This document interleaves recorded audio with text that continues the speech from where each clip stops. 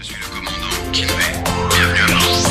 Un jour j'irai à Tahiti, c'est là que je vivrai ma meilleure vie. Un jour j'irai à Tahiti, c'est là que je vivrai ma meilleure vie. Un jour j'irai... Bonjour Simon. Bonjour Salomé, comment tu vas aujourd'hui ? Bah écoute, ça va très bien et toi ? Ça va super.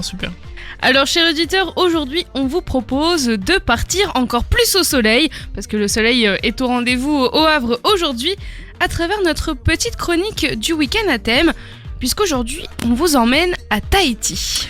Et oui, on vous emmène à Tahiti, une île de Polynésie française située dans le sud de l'océan Pacifique. Cette île haute et montagneuse d'origine volcanique est entourée de récifs de corail. Et évidemment, comme à mon habitude, je vous ai trouvé des petites histoires et anecdotes sur Tahiti. Eh bien, le mot tato, T-A-T-A-U, est né à Tahiti et tous ces symboles ont un sens. Leur signification raconte l'histoire personnelle de chaque Tahitien. Tato. Les tatouages sont également un signe de beauté et dans les temps anciens, ils constituaient une partie importante de la vie en tant que rituel, marquant la fin de l'adolescence et le passage à la vie adulte. Donc il existe une multitude de légendes concernant les origines du tatou et pas tato comme me fait Simon depuis tout à l'heure. Ils ont tous un point commun, ils sont toujours considérés comme un cadeau de Dieu à l'homme. Et donc voilà pour ma petite histoire sur les tatouages. Simon, je te laisse présenter l'activité du week-end.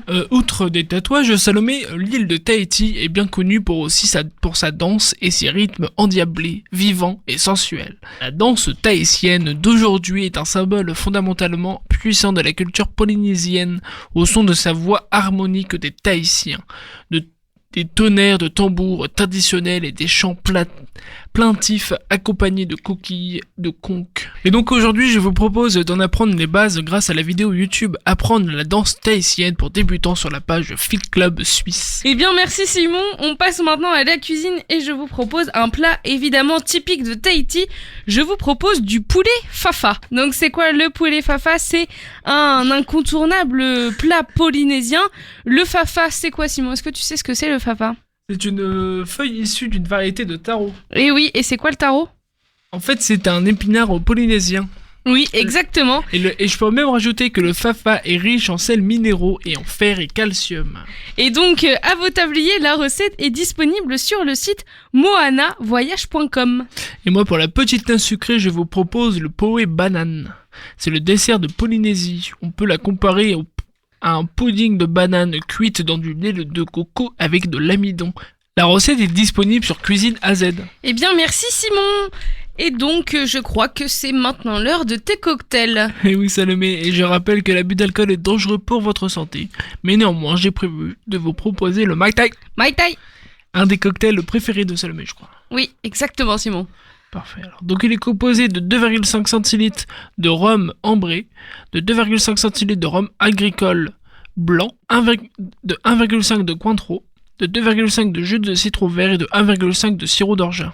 On met ça dans un shaker, on le shake rapidement et on met ça dans un... Avec des glaçons ou pas ? Avec des glaçons, ouais. Okay. Et on met ça dans le verre à old fashion. Okay. C'est comme des petits verres à whisky.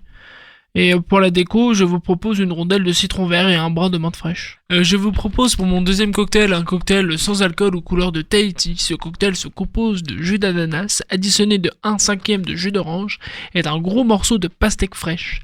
Le tout mixé avec de la glace et au mélange obtenu, on ajoute un trait de sirop de fraise. Donc voilà pour ce cocktail et puis... je vous souhaite une bonne dégustation. Eh bien Simon, merci beaucoup pour tes cocktails. On passe maintenant à la dernière partie de notre chronique, la partie film.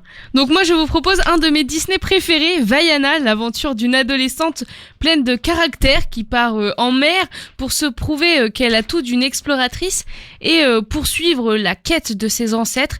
Et durant son voyage, Vaiana rencontre le demi-dieu autrefois puissant Maui. Ensemble, ils traversent l'océan dans un périple plein de rebondissements et d'humour. Ils vont parcourir des univers à couper le souffle et rencontrer d'énormes créatures marines. Vaiana va découvrir la chose qu'elle cherchait depuis toujours, qui elle est vraiment. Donc c'est un film à partager avec vos enfants, par exemple. Moi, je ne m'en lasse pas. Et toi, Simon ? Moi aussi, je m'en lâche pas. Et moi je vous propose Gauguin en voyage à Tahiti en 1891. Gauguin s'exile à Tahiti, il veut trouver sa peinture en homme libre, sauvage, loin des codes moraux, politiques et esthétiques de l'Europe civilisée. Il s'enfonce dans la jungle, bravant la solitude, la pauvreté, la maladie. Et il rencontra Théura, qui deviendra sa femme et le sujet de ses plus grandes toiles. Moi j'adore ce film, c'est avec Vincent Cassel et donc ça raconte l'histoire de ce peintre Gauguin, meilleur ami de Van Gogh d'ailleurs. D'accord. Donc voilà, merci beaucoup Simon pour aujourd'hui et on se retrouve la semaine prochaine pour un nouveau week-end à thème. À la semaine prochaine Salomé, chers auditeurs, c'est fini pour moi aujourd'hui. Je vous souhaite un excellent week-end sur l'antenne de Westrack Radio.